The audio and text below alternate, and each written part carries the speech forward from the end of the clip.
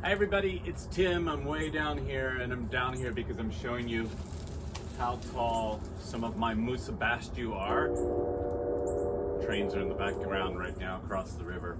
And even though it's really warm out today and it feels good and it's the 18th of November, I'm gonna start chopping these down, and I thought I'd show you how I cover these things up. So follow me on this. This is pretty easy. This is not too hard, and everyone should have bananas in their yard, I think. So this banana patch behind me here is pretty big, and I've got lots of pups coming up, which is a good thing because I will show you I've got quite a few up there that have flowered this season, and that means they're not going to live, just the pups will live. So this will get thinned out on its own. In the spring, I'm definitely digging up some of these pups and putting them on the hill. But basically, you can try keeping them really high when you chop them off, which I'm going to do today. I tend to do about 2 or 3 feet. It's just easier to cover. If I would go higher and I had a bigger method to do it, yeah, I might be happier in the spring when I have big growth. But I mean, these, even though the frost got them a little bit in the cold, I mean, they're a good 15 feet high right now, and I'm not going to complain about that. I'm pretty happy with that. So just do what you can do. If you have just a few bananas, it's pretty easy to keep a longer stem. If you're in the north areas, if you're in the south, they might even live through the summer. And I have friends who do nothing, literally live close to me, and they do nothing to the bananas. They chop them down, they don't cover them, they don't do anything. I think that's taking a chance if we have a bad winter, but I don't know. But just follow me on what I'm doing today. So you can see here some of the flowers that have happened. The bees are still in them here. And I just think it's funny that it's so late in November and I still have some little baby bananas on there, which they're Musa basjoo, so they're really not edible, but it's kind of fun. But I will definitely lose these nice big ones. But down in here, you see, I've got several pups coming up, and I definitely want to move those further to someplace else because they just get really big. And I'm gonna pan around here to show you up against the house. I've got quite a few over here too. So today I'm hoping to get these chopped down. It'll be sad because it's like losing major greenery, and then fall will definitely start to happen. And in here, you can see the bees are really going at in here. So yeah, not bad for the 18th of November, and I'm out here in shorts, so I am not complaining here in New York. So I've got my hay ready to go around this one. Sometimes I do wire, sometimes I do trash cans. I'll kind of show you all of that. But basically, I want to show you how I cut these down. I tend to do them at an angle. I don't know why. Maybe the water drips off. But I think I'm going to go at I'm just estimating. If you can look right here, you can kind of see where I cut it off last year. Just because you can see the mark there and I can see the angle. I'm gonna go just a little bit lower than that this year just to make it easier to cover.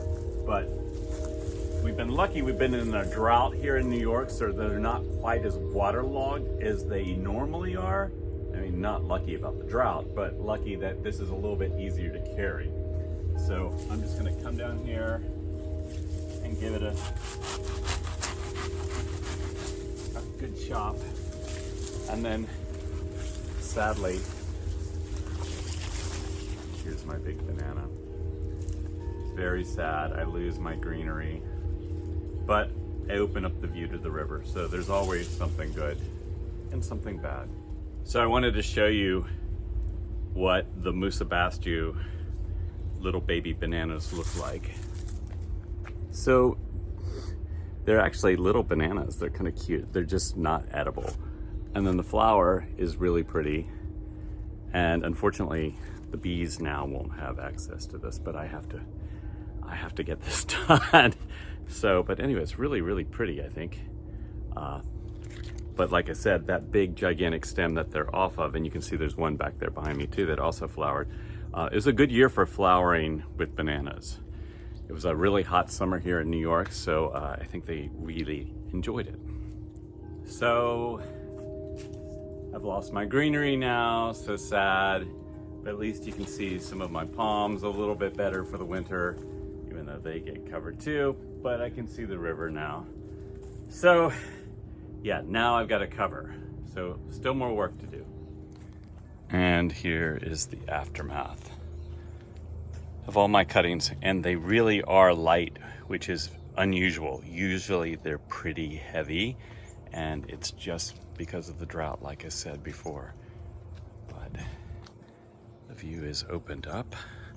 You can now see that I actually have a fig planted back here, but here they all are cut down on an angle. So hopefully I will uncover in the spring. Usually when I uncover this one, it has already started growing. So we'll see what happens this year. And here, one of my friends is helping me cover everything up. I've got the nice blue tarp on there. Not very attractive, but you can see the river and the palms now. But yeah, this is the way the winter garden looks. And down by the pool, these are my Musa basjoo that never get that tall, and I think I'm going to move them next year because they block the view from the pool.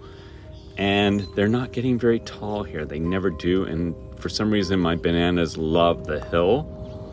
So they're gonna go up there, and here they are all chopped down, ready to go.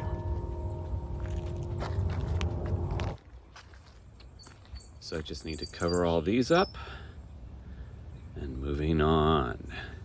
So here's the last look on the path up to the house from the pool. So a little bit of frost got these, but not too bad because they're kind of protected here on the hill. But yeah, it's going to look completely different once these are all chopped down. And you can see I've got my palm boxes all coming into play here, and a few more that have blooms. So I'm going to lose those basically for next year, but I will have some babies coming up. And here's the aftermath of the hill. Lots of plants, lots of banana leaves and stems to move. A lot of cleanup. And here's sadly what it looks like. So if you're watching my video for the first time and you haven't seen anything on my channel, please go back and watch what my garden looks like in the summer, because this looks really dismal, I think. And that's the sad part about having a tropical garden in a northern climate, is that winter, the garden is not pretty.